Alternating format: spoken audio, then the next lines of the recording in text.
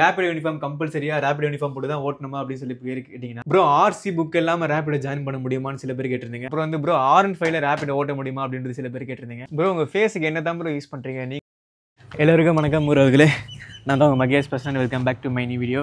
So இன்றைக்கி இந்த video மெயினாக எதை பற்றி இருக்குது அப்படின்னா, ஸோ ஆல்ரெடி வந்து நம்ம ரேபிடோவில் வந்து A to Z அப்படின்னு சொல்லி வீடியோ போட்டிருப்போம். ஆல்மோஸ்ட் வந்து எல்லா டவுட்ஸையும் வந்து நம்ம கிளியர் பண்ணியிருப்போம் நம்ம சேனலில் வந்து டவுட்ஸ்லாம். அது வந்து கண்டிப்பாக ஒரு 35,000 பேர் கிட்டே எவ்வளோ பேருக்கு நிறைய பேர் யூஸ்ஃபுல்லாக இருந்துச்சு. அதில் சில விஷயங்கள் சொல்லாத நம்ம உறவுகள் அது கீழே சில டவுட் கேட்டது, இந்த மாதிரி சில விஷயங்கள்லாம் அதோட பார்ட் 2 அதில் போட போகிறோம். ஸோ அதுதான் இன்றைக்கி அந்த வீடியோ வரும்போது இது ரேபிடோ ஓட்டுறவங்க எல்லாருக்குமே கண்டிப்பாக அந்த வீடியோ யூஸ்ஃபுல்லாக இருக்கும். கண்டிப்பாக ஸ்கிப் பண்ணாமல் பாருங்கள். இப்போ அவங்க வீடியோஸ்குள்ளே போகலாம்.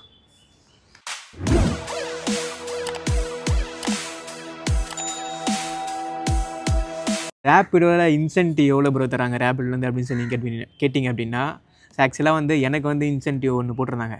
அது வந்து நம்ம வீடியோவில் வந்து காமிச்சிருப்போம். ஸோ ஆனால் வந்து மற்ற ஊரில் ஓட்டுறவங்களாம் அதே இன்சென்டிவ் வந்து காட்ட மாட்டேன்றாங்க. அதே மாதிரி சென்னையில் ஓட்டுறவங்க நிறைய பேர் வந்து காட்டும். ஆனால் அவங்களுக்கே வந்து லீவு போட்டு வரவங்களுக்கு ஒரு மாதிரி இன்சென்டிவ், ரெகுலராக ஓட்டுறவங்க ஒரு மாதிரி இன்சென்டிவ் அந்த மாதிரி காட்டும். அதான் வந்து இன்சென்டிவ் வந்து ரேப்பில் வந்து ஒருத்தங்களுக்கு ஒரு மாதிரி காட்டுன்றதுன்னு தெரிஞ்சுக்கோங்க. ரேபிடோ ஆப்பில் போனீங்கன்னா உங்களுக்கு 3 கோடு இருக்கும். ஸோ அதில் நீங்கள் போனீங்கன்னா இன்சென்டிவ் இருக்கும். ஸோ அதில் உங்களுக்கு என்ன இன்சென்டிவ் இருக்கோ அதை நீங்கள் பாருங்கள். ரேபிடோவில் வந்து டெய்லி இன்சென்டிவ் இருக்குது, வீக்லி இன்சென்டிவ் இருக்குன்றது தெரிஞ்சுக்கோங்க.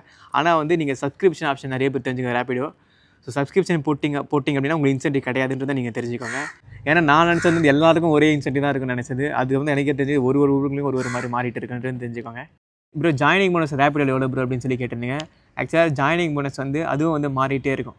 ஸோ போன வருஷம் இந்த டைமில் வந்து ஜாயினிங் போனஸ் வந்து 500 ரூபா வச்சுருந்தாங்கன்னு நினைக்கிறேன். அதுக்கும் சில ரூல்ஸ்லாம் வச்சுருந்தாங்க. ஸோ 7 நாளுக்குள்ள 25 ஆர்டர் பார்த்து 500 ரூபா அப்படின்ற மாதிரி வச்சுருந்தாங்க. அது வந்து மாறிட்டே இருக்குன்றதை நீங்கள் தெரிஞ்சுக்கோங்க. இப்போ ரீசெண்டாக வந்து இந்த ரேபிடோ பிங்க் அப்படின்னு சொல்லி ஒன்று வந்திருக்கு. அது வந்து பிங்க்னா எல்லாருக்கும் தெரியும், பட் ஒன்னொரு வாட்டி எக்ஸ்பிளைன் பண்ணுறேன். பிங்க்னா வந்து கேர்ள்ஸ் ஓட்டுற ஆப் வரும்ல ரேபிடோ பிங்க் அப்படின்றது.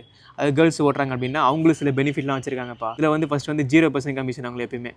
ஸோ அதுக்கப்புறம் வந்து அவங்களை வந்து கேர்ள்ஸ் மட்டும் தான் அவங்களை வருவாங்க பிக்கப் பண்ணுறது ட்ராப் பண்ணுறது இந்த மாதிரிலாம். ரேபிடோட சப்ஸ்கிரிப்ஷன் ஆப்ஷன் காட்டவே மாட்டேங்குது அப்படின்ற மாதிரி சில பேருக்கு சொல்லியிருந்தாங்க. அது ஆக்சுவலாக போன வீடியோ சொல்லியிருப்பேன், பட் திருப்பி அதே டவுட்ஸ் நிறைய பேருக்கு வருது. மேபி இந்த வீடியோவில் சொன்னால் வச்சு அவங்க புரிஞ்சுப்பாங்க நான் நினைக்கிறேன். ரேபிடோ சப்ஸ்கிரிப்ஷன் ஆப்ஷன்லாம் வந்து ஜாயின் பண்ணி ஒரு 3 மாதம் கிட்ட காட்டாது. நீங்கள் தொடர்ந்து ஓட்ட தான் அதை காட்டுன்றதை நீங்கள் தெரிஞ்சுக்கோங்க. ஸோ சில பேருக்கு வந்து 4 மாதம் கழிச்சும் காட்டல, அவங்க 5வது மாதம் வந்து காட்டும். அதனால் கொஞ்சம் வெயிட் பண்ணி பாருங்கள், கண்டிப்பாக காட்டும். இது வந்து நிறைய பேர் திருப்பி டவுட் கேட்டிருந்தாங்க. என்ன அப்படின்னா, பிக்கப் பண்ணுற கிலோமீட்டர் காட்டுறதுக்கு நான் ட்ராப் கிலோமீட்டர் காட்ட மாட்டேங்குது அப்படின்னு சில பேர் கேட்டிருந்தீங்க. அதுவும் வந்து ஒரு ஊருக்கும் வந்து மாறுது. சென்னையில் இருக்கவங்களுக்கு ஆல்மோஸ்ட் அது எல்லாருக்குமே காட்டுது. நான் செக் பண்ணியும் பார்த்தேன்.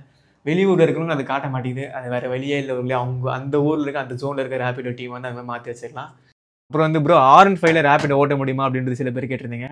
ஆக்சுவலாக வந்து கஸ்டமர் கம்ஃபர்ட் இல்லாத பைக்கில் மேக்ஸிமம் ஓட்ட முடியாதுன்னு நான் நினைக்கிறேன். R15 போன சில கஸ்டமர் வந்து ஆர்டரே வந்து கேன்சல் பண்ணாங்க அங்கே போனதுக்கப்புறம். ஒரு சில கஸ்டமர் நம்ம பசங்க ப்ரோ இன்னைக்கு ஒரு நாள் இந்த பைக் தான் இருக்குது அப்படின்னா விட்டுருவாங்க. பட் அது எல்லா நாளெல்லாம் அந்த மாதிரிலாம் ஓட்ட முடியாது. ஆனால் R15 பைக்லாம் வந்து ரேபிடோக்கு வந்து செட் ஆகுது. ஸோ அப்போ வந்து ஸ்கூட்டி பெப்ட்டு, அதுக்கப்புறம் வந்து இந்த எக்ஸல், இந்த மாதிரி R15 இந்த மாதிரிலாம் செட் ஆகுது. இந்த ஹீரோ ஹோண்டா, பேஷன் ப்ரோ இந்த மாதிரி பைக் தான் வந்து செட் ஆகுன்றதை நீங்கள் தெரிஞ்சுக்காங்க உறவுகளே. ப்ரோ ஆர்சி புக் இல்லாமல் ரேபிடோ ஜாயின் பண்ண முடியுமான்னு சில பேர் கேட்டிருந்தீங்க. கண்டிப்பாக ஜாயின் பண்ண முடியாது. ரேபிடோ யூனிஃபார்ம் கம்பல்சரியா ரேபிடோ யூனிஃபார்ம் போட்டு தான் ஓட்டணுமா அப்படின்னு சொல்லி கேட்டிங்கன்னா, அது ரேபிடோ யூனிஃபார்ம் கம்பல்சரி தான் கிடையாது.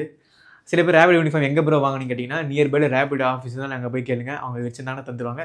இப்போ ரீசெண்டாக கூட சென்னையில் வந்து ரேபிடோ கேப்டர்ஸ் எல்லா ஓட்டுறவங்க எல்லாரையும் கூப்பிட்டு அவங்களுக்கு வந்து இந்த ஹெல்மெட் யூனிஃபார்ம்லாம் கூட கொடுத்தாங்க. ஆனால் அது வந்து யூனிஃபார்ம் வந்து கம்பல்சரிலாம் கிடையாது உறவுகளே. ஸோ நம்ம இஷ்டம் நான் போட்டால் நான் போடாமல் விட்டுலாம். ஆனால் நான் வந்து ரேபிடோ யூனிஃபார்ம் வச்சுருக்கேன், சில டைம் போட்டுட்டும் ஓட்டுவேன். ஏன்னு சொல்லுங்கள், ஒரு சில டைம் எங்கன்னா நைட் டைமில் ஓடும்போது கண்டிப்பாக நான் போட்டுப்பேன். ஏன் அப்படின்னா எங்கன்னா அது எதுனா திருட்டு போச்சுன்னா யார் இவன் வந்து போயிருக்கான்னு சொல்லி அவங்க நினச்சிருவாங்க. நம்ம ரேபிடோ யூனிஃபார்ம் போட்டால் ஓகே இவன் ரேபிடோ ஓட்டுறப்ப அதனால தான் அங்கே வந்திருக்கு அப்படின்னு சொல்லி நினைப்பாங்க.